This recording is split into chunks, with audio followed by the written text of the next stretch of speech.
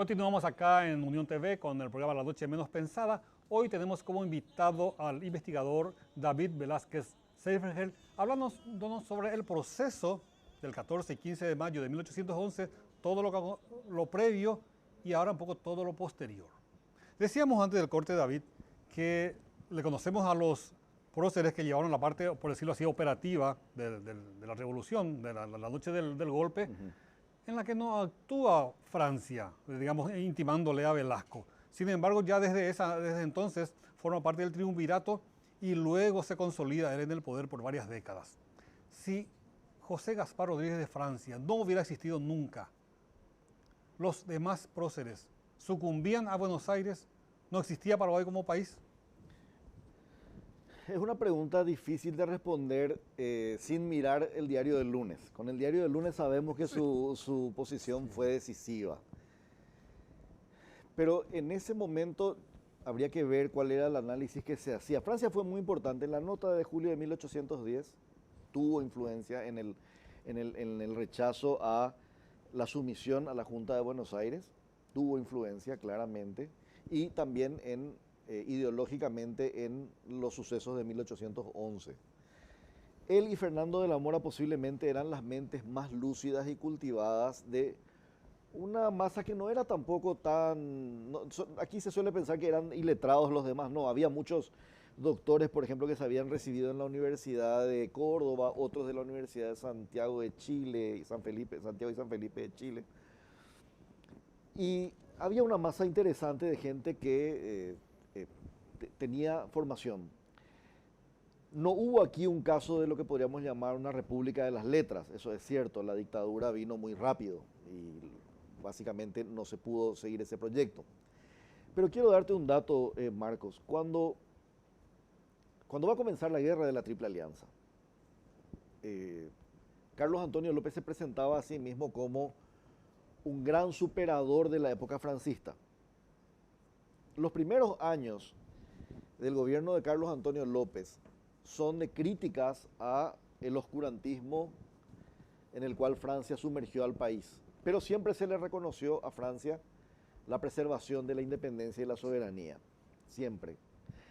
Ahora, en vísperas de la guerra, la imagen de Francia ya no era tan clara porque Paraguay era un país en proceso de modernización. Uno mira el semanario, por ejemplo, de avisos y conocimientos útiles de los años previos a la guerra del 70 y ve, hay informes científicos. Por ejemplo, hay un análisis químico de la cuenca del lago Pacaraí.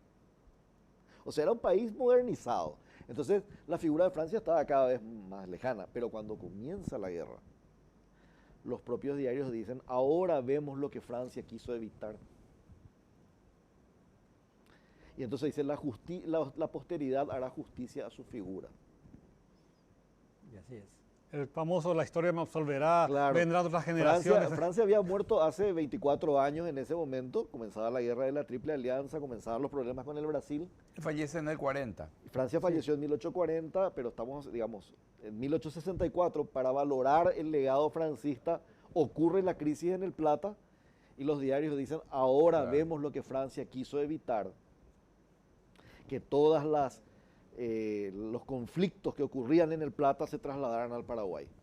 Eso creo, Marcos, que responde en buena medida a tu pregunta, no de hoy, o sea, Claro. no con mi mirada de hoy, digo. Con el diario del lunes. En la época de, Sí. claro, que es el elemento más contundente que tenemos para decir cómo se vio la figura de Francia en ese tiempo. Y Tiempo tenés crítico de razón, guerra. Y así dice al final, es como casi como una lamenta, dice, Sí. la historia le hará, la posteridad le hará justicia a esta figura poco conocida. Hay un momento en Yo el Supremo en que Francia se burla de los demás próceres. Que ellos dicen, lo único que les gustaba era desfilar y cosas por el estilo nada más. No pensaban más allá. En parte es un poco, claro, es literatura, ¿verdad? Es ficción, Sí. pero no veo muy alejada de la realidad. No, yo creo Sin que dejar de reconocer a los próceres, ¿verdad? Yo creo que la composición de la Junta Superior Gubernativa de 1811 revela la composición de la élite. Hay un representante del clero, Monseñor Bogarín, Francisco Javier Bogarín, el presbítero. Hay un representante de los intereses comerciales vinculados a Buenos Aires, que es Fernando de la Mora, que era diputado del comercio de Buenos Aires en aquel momento. Hay dos terratenientes de la antigua oligarquía, Pedro Juan Caballero y Fulgencio Olleros, de la oligarquía terrateniente y ganadera de aquellos años, y uno que funge como representante de los intereses más del pequeño chacrero y del pequeño productor, que es Francia. Yo creo que esa composición de la Junta va refleja la composición de la élite, porque ahí no están indígenas, no están mujeres, no están indios, no están los esclavos, pero sí la composición del sector del poder. Y esos conflictos de poder van a ser los que van a provocar las internas dentro de la propia Junta y van a terminar con la dictadura temporal primero y la dictadura perpetua después. No creo que sea un enfrentamiento de simplemente alfabetizados versus analfabetos como se quiere presentar en Yo el Supremo, sino creo que es un conflicto de intereses de clase importante. Ya que hablas de alfabetizados, antes o después de la independencia, ¿ya había un sistema educativo en Paraguay, digamos, más o menos estructurado? No, lo que había era antes ya una importante difusión de lo que se llamaban las escuelas de primeras letras, que es la formación primaria. En el libro de Azara dice que aquí había más escuelas que inclusive en la provincia de Buenos Aires. ¿De qué año estamos hablando ahí? 1780, 1790, digamos los años ya finales del periodo colonial, del periodo provincial del Paraguay. Y esa política continúa después. Lo que ocurre durante la época de Francia es que, más que otras veces, antes el Estado sale a financiar la educación. Con dinero que del Estado se pagan salarios de maestros. Pero igual coexisten los dos sistemas. Hay escuelas creadas por la comunidad que pagan a los maestros y escuelas ya pagadas por el propio Estado. Y en la época de Carlos Antonio López eso explota todavía más con la utilización de, por ejemplo, parroquias que no estaban cumpliendo su función o capillas que ya no cumplían su función, entonces todo eso absorbe el Estado y convierte en escuela. ¿Cómo se formaban los maestros? No había formación de maestros, no había. Alguien se presentaba al cabildo, rendía un examen, si sabía lo suficiente de las 4 operaciones matemáticas básicas, lectura, escritura y doctrina cristiana, ya podía actuar como maestro. No había formación. ¿Y había niveles académicos así? No, no, no. No, de hecho, el sistema de grados como conocemos hoy ya es de fines del siglo XIX, cuando llegan las hermanas Esperati aquí a crear la escuela de graduada de niñas. Ahora había alguna universidad de garage en ese momento, por eso que surgió así. No, pero hubo un proyecto de hacer una escuela normal en un momento dado, pero duró muy poco porque como no había sistema de grados, Claro. había chicos de 12 años con chicos de 20. Y el propio Carlos Antonio López dice, tuvimos problemas disciplinarios allí, entonces se cerró y le envían todos a la escuela de Bermejo. Pero no prosperó por eso la formación normal allí. Pero en tu criterio, o a tu criterio mejor, ¿cómo evalúas entonces todo ese proceso franquista y la educación? Porque ahí vienen las grandes críticas hacia Francia, ¿verdad? Pero siendo un lugar olvidado por el Imperio Español, ¿verdad? ¿Cómo se vio para que pueda de alguna manera tener algo de progreso el sistema educativo? Yo creo que Francia no estimuló la educación, pero tampoco prohibió. ¿A qué me refiero con eso? Hay una afirmación generalizada de que cuando cierra el Colegio Seminario de San Carlos, Francia cierra con la consigna de mientras Marte vela, Minerva duerme. Que es como decir, estamos en guerra, no hay tiempo para esto.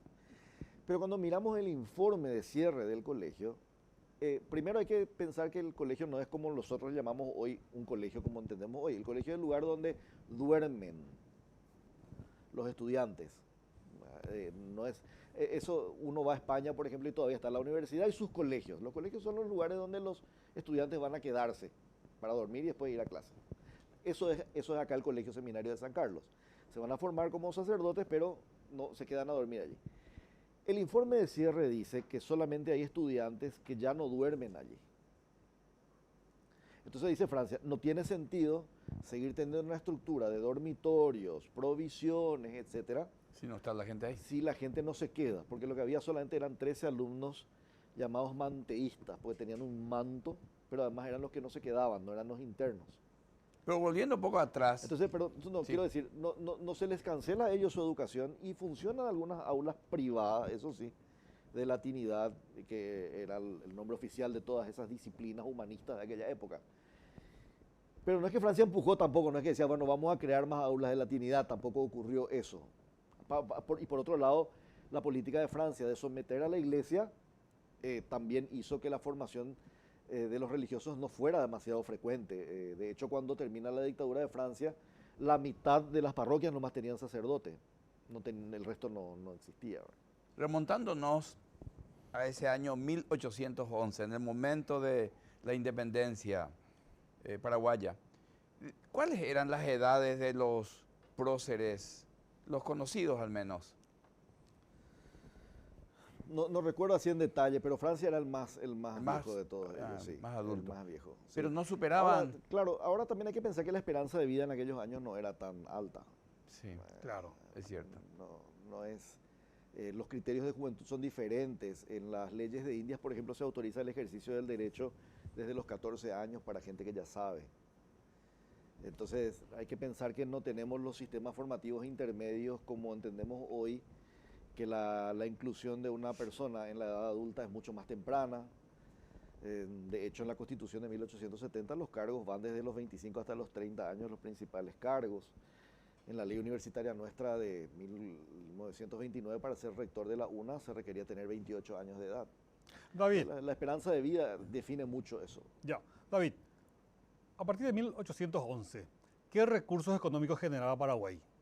¿Qué podía exportar y cómo lo hacía estando, digamos, la amenaza de Buenos Aires que no reconocía la independencia del Paraguay? Bueno, los productos históricos del Paraguay siempre fueron tabaco y hierba, los productos coloniales más importantes, y fueron el principal rubro del comercio paraguayo, pero durante la dictadura de Francia hay como un doble movimiento. Por un lado se le bloquea frecuentemente a Paraguay y por otro lado también Paraguay decide aislarse para evitar que los conflictos del Cono Sur lleguen hasta allí, entre unitarios y federales, artiguistas contra ramiristas, en fin.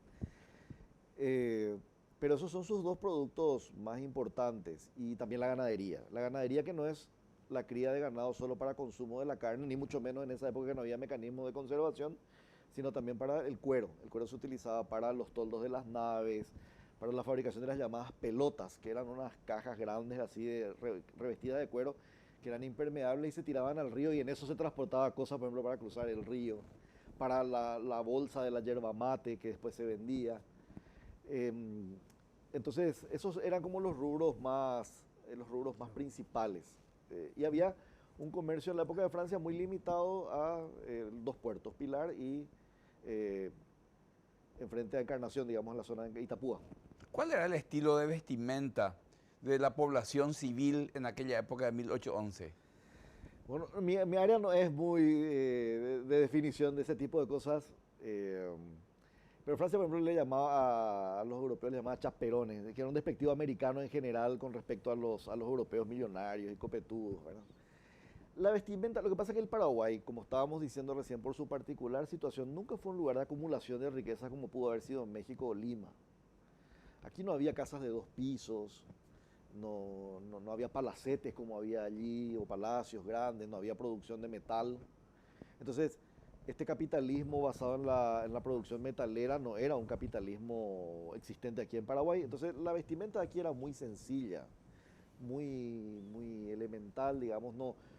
No digo que no hubiera elementos, sobre todo en la fase final de la política española, que es una política de mayor liberalización comercial y la formación de una especie de élite económica. Ahí empiezan a comprar artículos de lujo y comienzan a ingresar modas distintas. Pero en general, durante el periodo provincial, la vestimenta era bastante sencilla. Eso sí, había prohibición, por ejemplo, de que los negros se vistieran como los peninsulares. O sea, la vestimenta era una señal externa de jerarquía social también.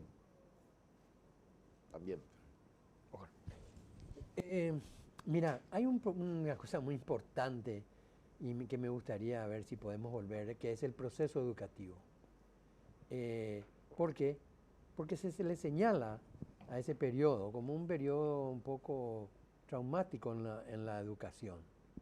Pero vos podés darnos un semblante en el Paraguay de ese entonces y qué regiones más tenían el proceso educativo, las escuelas, la gente. Conversar así sobre ese tema. No había un sistema educativo moderno como conocemos hoy. O sea, la función, hasta que se extinguió el Cabildo en 1824, la función de supervisión, de nombramiento de maestros y de control de las escuelas recaía en el Cabildo. Cuando se suprime el cabildo, los nombramientos pasan directamente al dictador, a Francia. Y Francia lo que hace a veces es delegar esa función en los jueces delegados o en los comisionados. Entonces cuando le nombra, por ejemplo, a un juez comisionado de algún lugar, le dice que entre sus funciones tiene que estar el estímulo a la agricultura y la creación de las escuelas de primeras letras. Entonces lo que se hace es los vecinos se juntan bajo la llamada del administrador, del juez comisionado, y algunos ponen la casa, otros ponen los alimentos y la comida del maestro, y el juez elige al maestro del lugar o le pide a Francia que ratifique la elección que él hace. El nivel de centralismo en la figura de Francia es máximo en ese periodo. ¿No? Es una dictadura, se disuelven las demás instituciones republicanas, no hay juzgados inferiores, pero él es el supremo, es la instancia final. Y lo mismo pasa con la educación. Los nombramientos de maestros los ratifica él, siempre aparece allí eso. No hay Ministerio de Educación como conocemos hoy, ni va a haber tampoco hasta la Constitución de 1870, ni siquiera en la época de Carlos Antonio López hay un departamento de instrucción pública como sí ya existía en otros lugares. Y la instrucción era, como les digo, bastante elemental. Eran las 4 operaciones básicas de las matemáticas, la lectura, la escritura y la doctrina cristiana. Y eventualmente, con mucha suerte, algún sacerdote formaba en teología, humanidades, latinidad, metafísica, etcétera, a los que iban a ser parte de la élite de la burocracia, los que tenían que saber algo más. Esa educación entonces es paupérrima comparando a la educación de otras regiones como Corrientes o Buenos Aires. No, en ese momento es bastante... hay que pensar que también Argentina era un país que no existía como tal, estaba en guerra. Uruguay tenía en 1855, los informes de la educación uruguaya son desastrosos. Claramente, por ejemplo, el sistema de primeras letras aquí funcionó muy bien. El Colegio Nacional de Buenos Aires recién se funda en 1861. Durante el periodo francista se instala a una situación que se dio a lo largo de toda la historia del Paraguay, lo del exilio. Y tuvimos 2 exiliados notables durante ese periodo. De ese tema queremos hablar en el siguiente bloque. Así que esperamos un ratito, David, ya volvemos. Enseguida estamos nuevamente acá desde Unión TV con La Noche Menos Pensada.